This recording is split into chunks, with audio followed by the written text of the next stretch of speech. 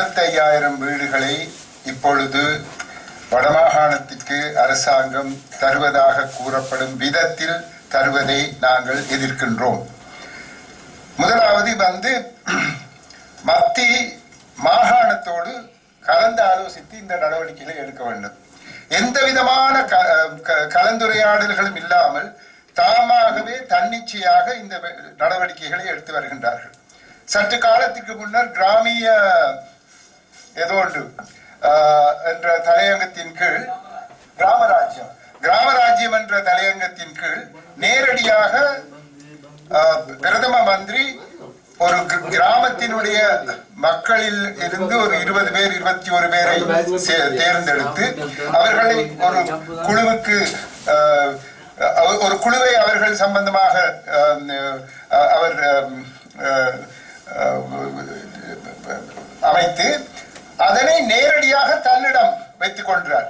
ஆகவே தானாக நேரடியாக பிரதம மந்திரி கிராம மட்டத்திலே மக்களோடு ஏதோ நடவடிக்கைகளை எடுக்கக்கூடிய ஒரு விதத்திலே வடமாகாண சபையை, அதாவது மாகாண சபைகளை புறந்தள்ளி அந்த நடவடிக்கைகளை எடுக்க நடவடிக்கைகள் எடுத்திருந்தால் அதற்கு எதிர்ப்பு தெரிவித்தோம். தற்போது அது ஒரு அளவுக்கு அவர் அதை பற்றி அதிகம் அரட்டிக் கொள்வதாக தெரியவில்லை. இது அடுத்தது. இந்த 65,000 வீடுகள் எடுப்ப எந்த விதத்திலே இந்த கேள்விகளுக்கு கூறுகள் எல்லாம் கேட்டார்கள் என்பதை பற்றிய விட எங்களுக்கு தேவையானது எத்தனை வீடுகள், எப்பேற்பட்ட வீடுகள், எவ்வாறு செய்ய வேண்டும், இவற்றை பற்றி எந்த விதமான கலந்துரையாடல்களும் இல்லாமல் நேரடியாக இவற்றை எங்களுக்கு தருவதாக இருக்கின்றார்கள். இப்பொழுது அதனை அரசியலாக்கி இருக்கிறார்கள். கௌரவ அவைத்தலைவர் அவர்கள் குறிப்பிட்டது போன்று இது முகவர் அரசியலாக மாறி இருக்கின்றது.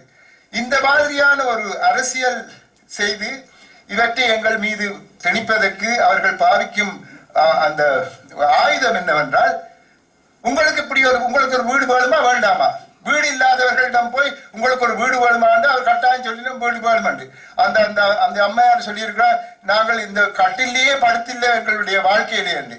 ஆகவே அப்பேற்பட்டவர்களிடம் நாங்கள் இந்த குழந்தைகள்கிட்ட இந்த பொம்மையால கொடுத்துட்டு அவங்க கையில இருக்கிற இந்த ஆபரணங்களை எடுத்துட்டு போற மாதிரி இது வேணுமா அது வேணுமான்னு சொல்லி அவர்களை தங்களுடைய பக்கத்துக்கு எடுத்து தங்களுடைய நன்மைகளை செய்து கொண்டு போக பார்க்கின்றார்கள். இவ்வாறான நடவடிக்கைகள் எங்களுக்கு பாரதூரமான பலவிதமான பின்னடைவுகளை இருக்கின்றது. ஒன்று. இரண்டாவது, இந்த வீடுகள் சும்மா எங்களுக்கு தரப்படவில்லை, கடன். நாட்டை நாங்கள் நாட்டினுடைய கடன், இதை நாங்கள் திருப்பி கொடுக்க வேண்டிய பணம். இந்தியா எங்களுக்கு இனாமாக தந்திருக்கின்றது 46,000 வீடு. ஆனால் இது நாங்கள் கடன் எடுத்துத்தான் செய்கின்றோம்.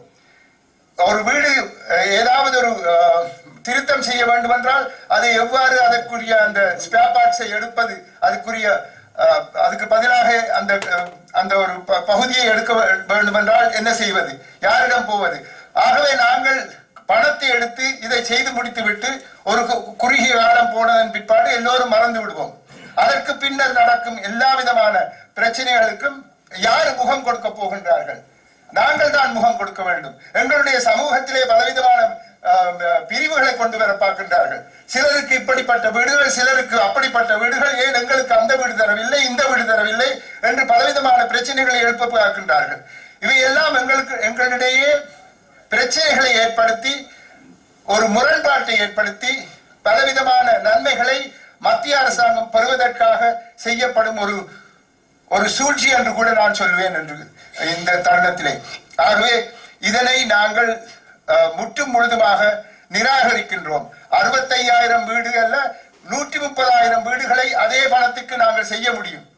அதுக்கு பதிலாக 65,000 வீடுகளை நாங்கள் செய்வதாக கூறி இந்த வடமாகாணத்திலே இதுவரை செய்யாத வேறு விதமான ஒரு பாங்கிலே அந்த வீடுகளை செய்து அதனுடைய தூர நோக்கில அது எந்த விதமான பாதிப்புகளை ஏற்படுத்தும் என்பதை பற்றி முழுமையாக அறியாமல் இதனை செய்வதால் எங்களுடைய மக்களுக்கு கட்டாயம் அது பாதிப்பை ஏற்படுத்தும் என்று நான் கூறி வைக்கின்றேன்.